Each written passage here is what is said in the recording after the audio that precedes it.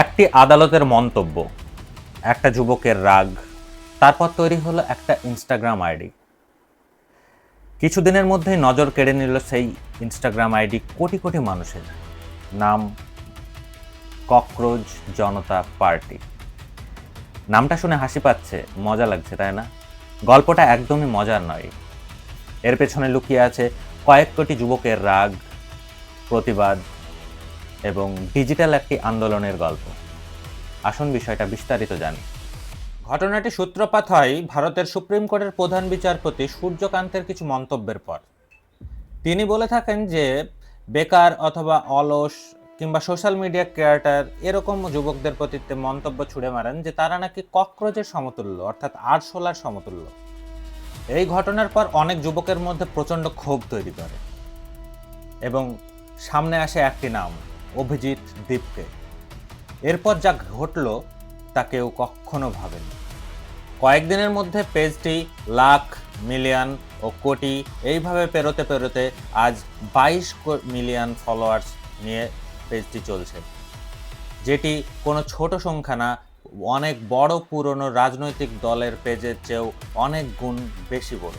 আপনার কি মনে হচ্ছে এই মানুষগুলো শুধু মজা করার জন্যই এই আইডিতে যোগদান করেছে? এই যে সিজেপি অর্থাৎ ককরোচ জনতা পার্টির 5টি এজেন্ডা আছে, সেগুলো কি কি সেগুলো জানলেই বুঝতে পারবেন যে মানুষের পছন্দের কারণ কেন এত মিলিয়ন মিলিয়ন লোক মাত্র কয়েকদিনের মধ্যে এই পেজে যোগদান করেছে। 1 নম্বর, বিচারপতিদের অবসরের পর রাজনৈতিক পুরস্কার না, অর্থাৎ অবসরের পর রাজনৈতিক পদ না দেওয়ার দাবি।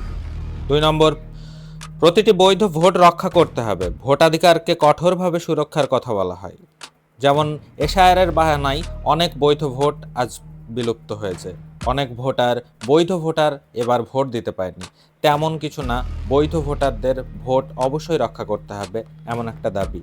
3 নম্বর, মহিলাদের জন্য 50% সংরক্ষণ, সংসদ মন্ত্রিসভায় বেশি নারী প্রতিনিধিত্বের দাবি।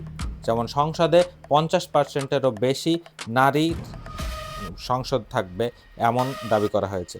4 নম্বর, স্বাধীন মিডিয়া, গদি মিডিয়া নয়, তাদের পোস্ট অনুযায়ী বড় কর্পোরেট প্রভাব কমিয়ে স্বাধীন মিডিয়ার কথা বলা হয়েছে। 5 নম্বর, দল বদলের বিরুদ্ধে 20 বছরের নিষেধাজ্ঞা, এক দল ছেড়ে আরেক দলে গেলে দীর্ঘ সময় নির্বাচন নিষেধাজ্ঞার প্রস্তাব। আপনি আজকে এই দল থেকে চুষে লুটে পুটে খেয়ে পিঠ বাঁচানোর জন্য আরেকটি দলে গেলেন, সেখানে সঙ্গে সঙ্গে আপনাকে কোনো মন্ত্রিত্ব বা বিধায়ক বা এমপি বানিয়ে দেওয়া হলো, এমন কিছু নাই। আপনি 20 বছর কোনো পদ পাবেন না, আপনাকে সম্পূর্ণ সাধারণ ভোটার বা নাগরিক হয়ে থাকতে হবে দল বদলের পর।